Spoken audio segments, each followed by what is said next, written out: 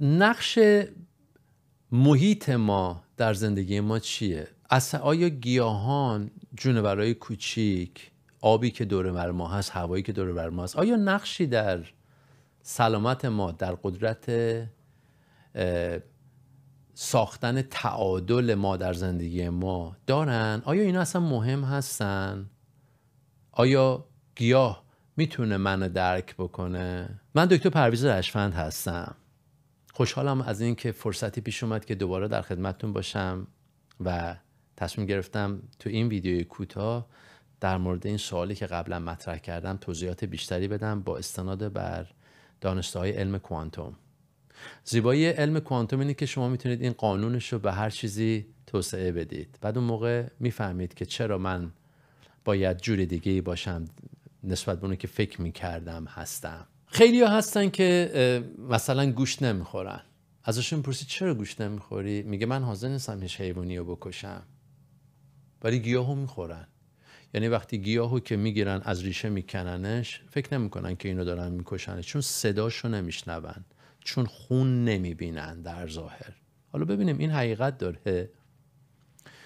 سال 1962 میلادی آقایی به اسم کلیو بکستر، ایشون متخصص دستگاه‌های پالیگرام بود، یعنی دستگاه دروغ سنج، و این دستگاه‌ها رو به پلیس نیویورک سیتی درس میداد. 1962 میلادی. این دستگاه‌ها الکترودهای مخصوصی دارن که تو فاصله‌های نزدیک به هم روی پوست میچسبن و در عین حال فشار خون و عمق تنفس و تعداد تنفس و خیلی پارامترهای دیگر هم کنترل میکنن، به اضافه المنت های الکتریکی مثل ولتاژ و آمپراژ و مقاومت و بر اساس تغییراتی که پیش میاد در اثر سوالایی که میکنن موقع میتونن بفهمن تا حدود خیلی خیلی خیلی زیادی که اگر این جمله‌ای که از دهن اون آدم در میاد داره درست در میاد یا به غلطه، دروغه یا راسته. پس به دستگاه دروغ سنج معروفن. آقای کلیو بکستر یه شبی که تا صبحش کار کرده بود توی آزمایشگاهشون و اینم توی تایم اسکوئر بود، ساعت 7 صبح بوده، میاد کنار پنجره وای میسه بیرون رو نگاه میکرده، منتظر بوده که همکاراش وارد بشن. یه دفعه متوجه میشه که یه درخچه هفته قبلش پایین ساختمون خریده بوده که برگ‌های درازی داشتین، دروسرا پلانت. این اونجا وایستاده میگه که تا این بچه‌ها دوستای من بیان بذار من الکترودامو بس کنم به این برگ این درخچه ببینم اینم مثل آدمیزاد این سیگنال‌های الکتریکی رو داره، آیا میشه دروغ اینم فهمید؟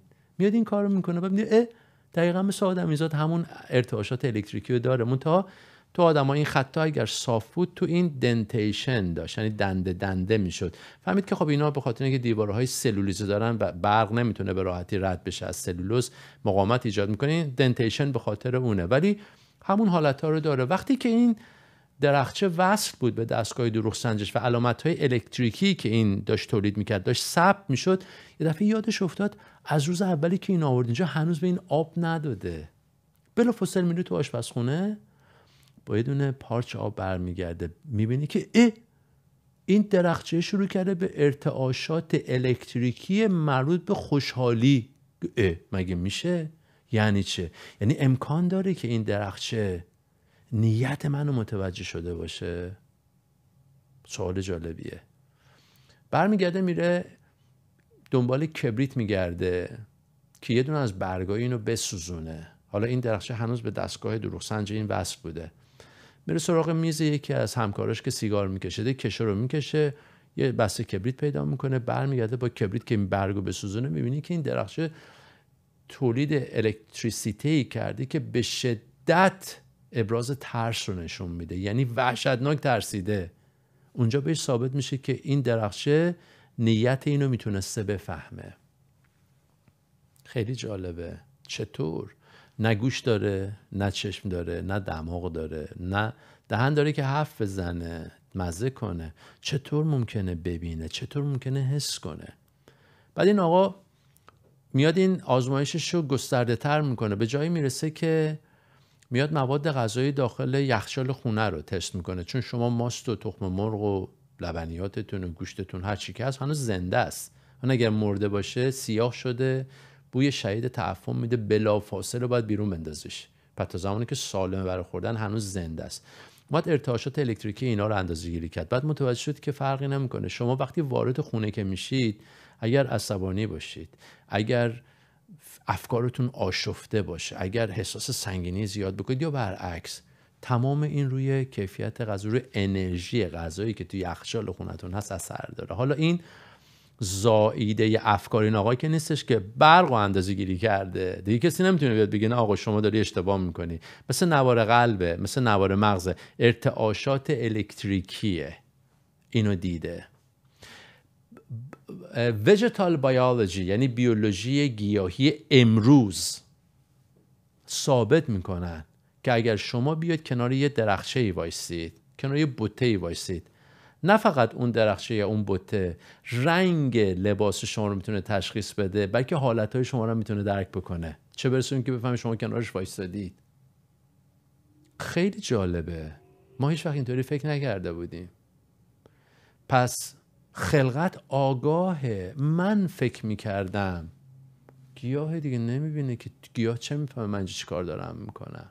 خلقت آگاهه. حالا توی ویدیوهای بعدی براتون شواهد علمی میارم که چطور ممکنه بگیم خلقت آگاهی. این آگاهی خلقت یعنی چی؟ این بزرگترین کشف فیزیک کوانتوم بوده. وقتی آگاه باشه به هر حرکتی، به هر بودن یا نبودنی واقفه و اطلاعات کل سیستم در سیستم هست. پس اون آقایی که، اون خانومی که میگه من گوشت نمیخورم به خاطر این که نمیخوام حیوان بکشم، اون باید بدونه که زمانی که میخواد بره این برگ رو بکنه، این ریشه رو بکنه، اونم به شدت میترسه، گریه میکنه، جیغ میزنه، داد میزنه. اما وقتی که اون به شکل غذا میاد، وقتی من آگاه باشم غذایی که میخواد بیام بهش نگاه کنم، یه لحظه به خودم بیام، اگر یادم باشه اون لحظه آگاه باشم این غذا رو میخوام مزه‌شو حس کنم، میخوام دست کشاورز روش حس کنم، میخوام بادی که بهش خورده رو حس کنم، آفتابی که دیده رو حس کنم، چون اطلاعات همه درش هست. اون موقع آگاهانه اون غذا رو وارد بدنم میکنم و اون غذا چه میخواد از منبع گیاهی باشه چه حیوانی باشه، دیگه دنیا رو از دید یک گیاه یا یک حیوان دیگه نمیبینه. میاد وقتی که من اینو میخورمش هضم میشه، جذب میشه، میشه وجود من. یعنی المنت ها ارتعاشاتش به سرعت بالا میاد، میشه من. حالا بعد اون به بعد دنیا رو از دید یک آدمی زاد میتونه تجربه کنه. حالا فرق بین آدمی زاد و انسان، ولی خود آدمی زاد از نظر شعور به مراتب بالاتر از نظر درک نسبت به حیوانات زیر دستیش یا گیاهایی که هستن. هیچ اشکالی نداره یه نفر تصمیم بگیره به هر علتی بخواد ویژیتریان باشه، یعنی گیاهخوار باشه.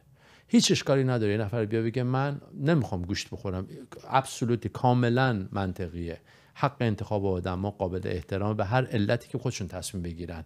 اما دیگه نمیتونیم بگیم من گوشت نمیخورم چون میخوام کسی رو نکشم، اون گیاه هم کشته میشه. ولی خب به جور دیگه نگاه بکنیم متوجه میشیم که در واقع ما ریزش کردیم، بالا آوردیمش، بردیمش بالا و بالاتر. حالا دنیا رو بهتر میفهمه، حالا ستاره ها رو میفهمه، حالا حرکت خورشید و ماه رو میفهمه، چون از وجود یک آدمی زاد داره حقیقت رو نگاه میکنه.